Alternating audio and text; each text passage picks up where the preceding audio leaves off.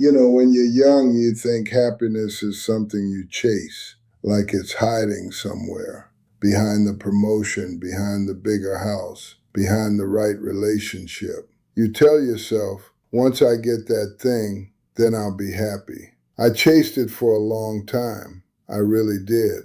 And now I'm 75, and I want to tell you what I actually found. My name doesn't matter. What matters is that I've buried friends. I've held the hand of my wife through cancer twice. I've watched children grow into people I don't always understand. I've had money and lost it. I've had my health and lost that too, a little at a time. And somewhere in all of that, somewhere between the good years and the hard ones, I figured out a few things about happiness that nobody ever sat me down and told me. So I'm going to tell you right now, because I wish someone had told me at 30. The first thing is this: happiness is not a destination, it's a texture. What I mean is, it's not a place you arrive at. It's more like the feeling of warm sunlight on your face when you walk outside in the morning. It's there, and then it's gone, and then it comes back.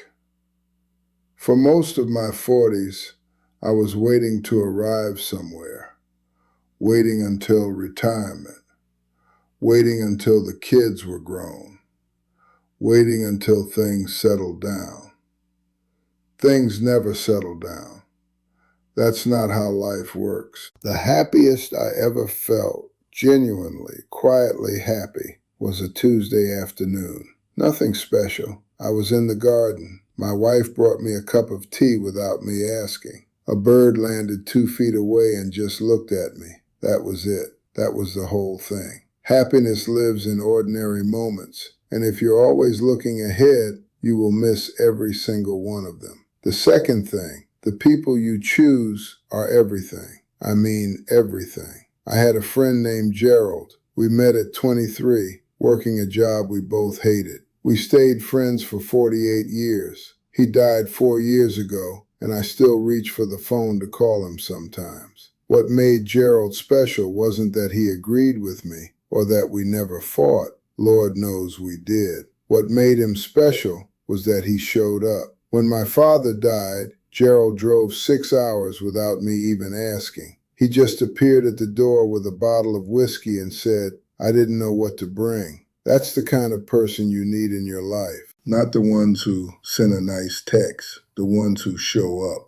And here's the harder part. You have to be that person too. Happiness is not something you receive, it's something you participate in. The more you give it away, the more it seems to find its way back to you. Third, stop arguing with reality. This one took me the longest. I was a stubborn man. Still am, my wife would say. But so much of my unhappiness, looking back, came from refusing to accept things as they were, wishing the past had gone differently, being angry at situations that simply were what they were.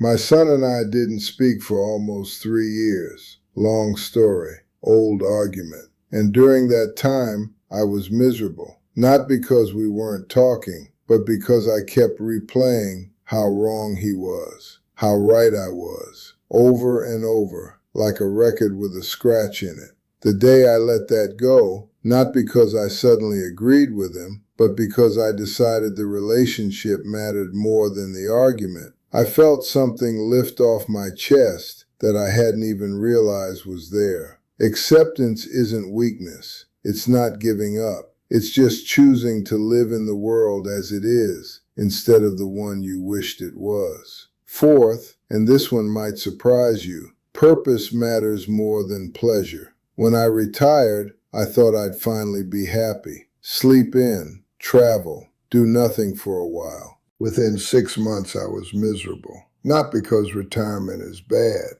but because I had no reason to get up in the morning. Nothing that needed me. So I started volunteering at a school, teaching kids woodworking, an old skill I'd almost forgotten. And I want to tell you, those Tuesday mornings with a bunch of 10-year-olds who have no idea what a chisel is, those became the best part of my week. You need to matter to something, to someone. It doesn't have to be grand. It doesn't have to change the world.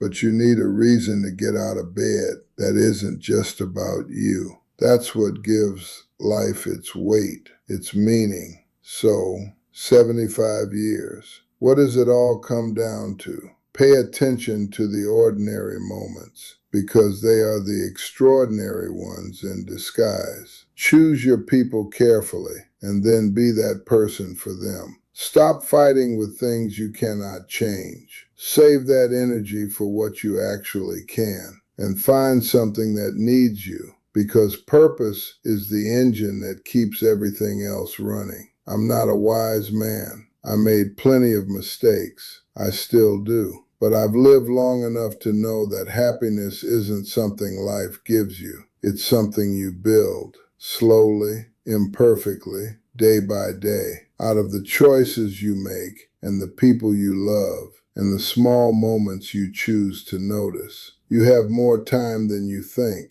and less than you'd like, so start now.